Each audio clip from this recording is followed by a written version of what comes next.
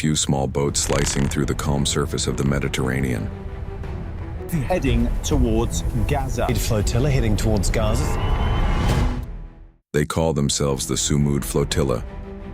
Sumud, it's an Arabic word that means steadfastness, the power to stand firm when the world tells you to kneel. But this idea, this daring use of civilian boats for a seemingly impossible mission, it is not new. To understand it, we have to travel back in time. Back to 1940, to the beaches of Dunkirk, France. The British army was trapped. Hitler's forces were closing in. The order came from Churchill: evacuate. But the Royal Navy couldn't do it alone. So, a call went out to the people, and they came. Hundreds of them.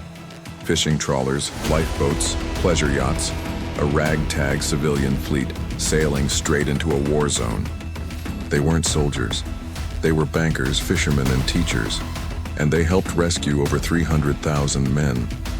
This is the spirit they awakened, the power of ordinary people on ordinary boats to challenge the impossible.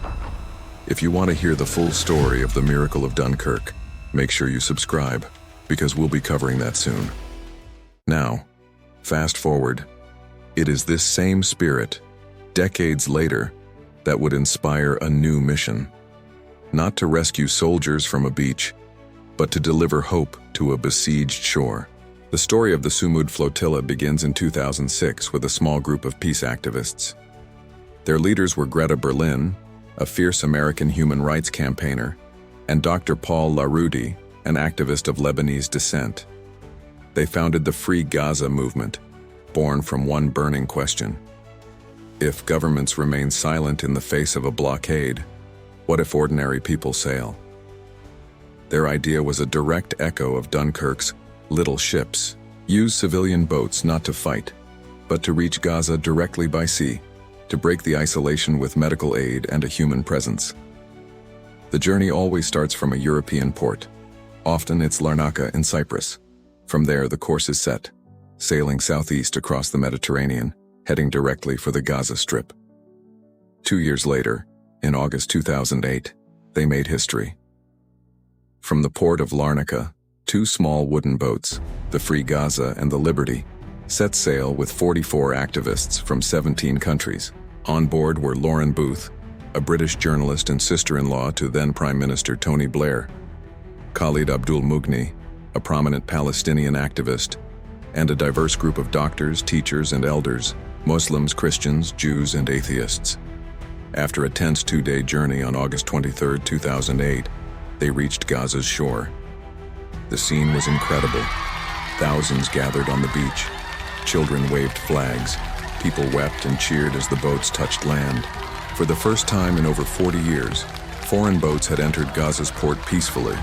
It was not a military victory. It was a moral one. The modern-day little ships had done it. That moment changed everything. The success of those 2 small boats lit a spark that traveled across the world. The movement grew beyond just activists. It attracted public intellectuals, respected politicians, and cultural icons. Mairead Maguire, the Nobel Peace Prize laureate from Northern Ireland, joined a later voyage. Hetty Epstein, a Holocaust survivor and lifelong peace activist, became a powerful voice for the cause, her presence a profound statement against all forms of oppression. Donations came in from communities across Europe and the Middle East. Turkish businessmen and European philanthropists helped fund and procure ships. Retired sailors from Scotland, ship engineers from Sweden, and doctors from Norway volunteered their skills. The world had found its first civilian flotilla movement, a coalition of conscience proving this was not about religion, but about shared humanity. In fact, about 30% of participants were Muslims. The other 70% were Christians, Jews, Buddhists, and humanists from every walk of life. In May 2010, the movement reached its most dramatic and tragic moment. A large convoy of 6 ships, the Gaza Freedom Flotilla, set sail from Turkey. At its heart was the ship Mavi Marmara. On board were over 600 people from 40 nations. The passenger list read like a who's who of global civil society. Members of parliament from Germany and Sweden, journalists from Al Jazeera and The Guardian, and even Henning Mankell, the world-famous Swedish author of the Wallander novels.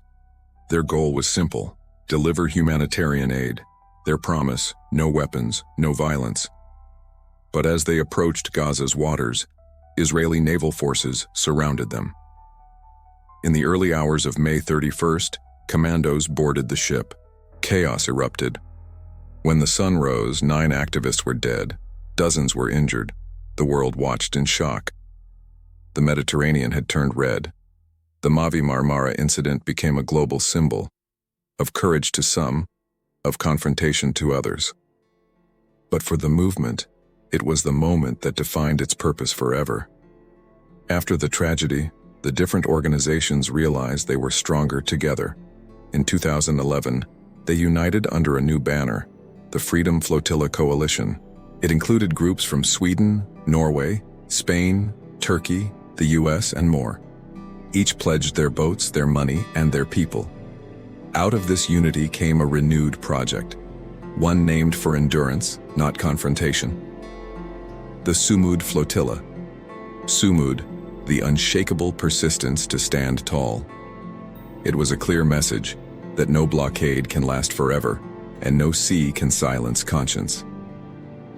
When the Sumud Flotilla sails, the sea becomes a stage of quiet tension. Ships leave the coasts of Europe carrying medicine, food, and children's gifts. On deck, you'll find a microcosm of the world. A retired schoolteacher from Scotland, a tech CEO from Spain, a fisherman from Tunisia, a singer-songwriter from Ireland. The ships move slowly. The mood is calm, but everyone knows what lies ahead.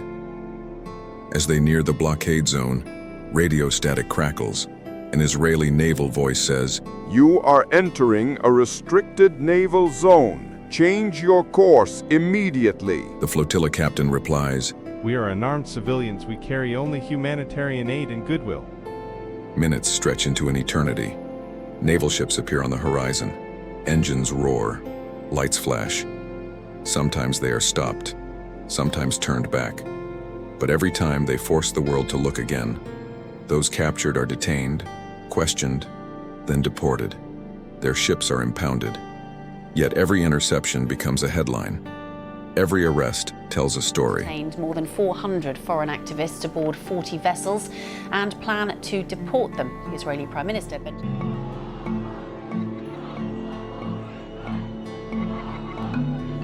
This is not just a voyage, it's a reminder that steadfastness still sails. Thanks so much for watching. If you found this story powerful, please hit that like button and subscribe to our channel for more stories that deserve to be told. See you in the next one.